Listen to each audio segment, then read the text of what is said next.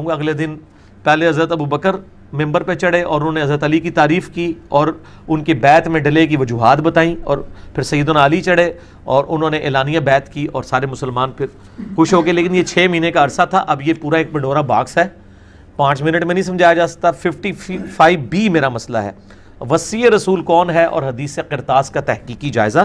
جسے شوق ہو تو وہ ضرور دیکھیں. میں اس بے غیرت مولوی کی عزت کروں 4 سفید کپڑے والوں کے خوف سے کہ یہ امیر ناراض ہو جائیں گے, جو بھونکے کہ علی نے بیعت کر لی تھی.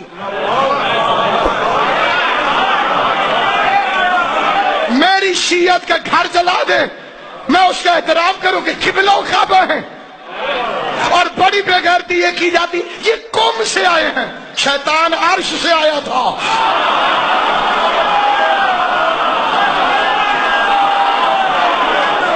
علی کی شیعت میں کمپرومائز نہیں ہو سکتا. پوری کائنات جائے پھاڑ میں, اکیلا بھی بچ جائے عقیدے والا تو اکیلا نہیں ہوتا. اس لیے کہ علی کی ولایت اللہ کا وہ فضل ہے جسے چاہے وہ عطا کرے.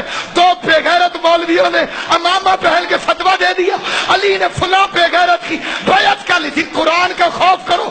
اللہ شیطان سے کہہ رہا ہے تو نے آدم کو سجدہ کیوں نہیں کیا؟ کیا تو علیوں میں سے ہو گیا؟ علی آدم کو تو سجدہ کرتا نہیں, آدم کے حرامی بیٹے کی بیعت کیسے کرتا؟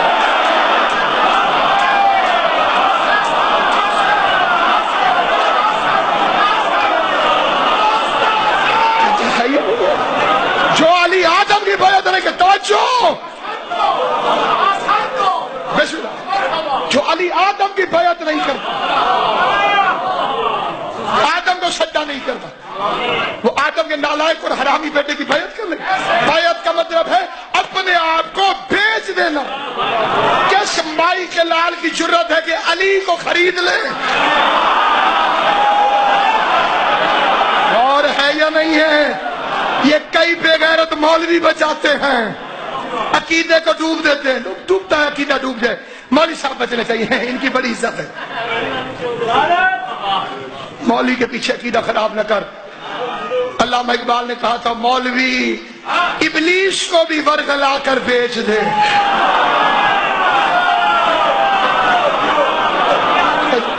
مولوی ابلیس کو بھی, ٹائم ہو گیا میں جیسا ورگلا ہوتا کیا ہے جی.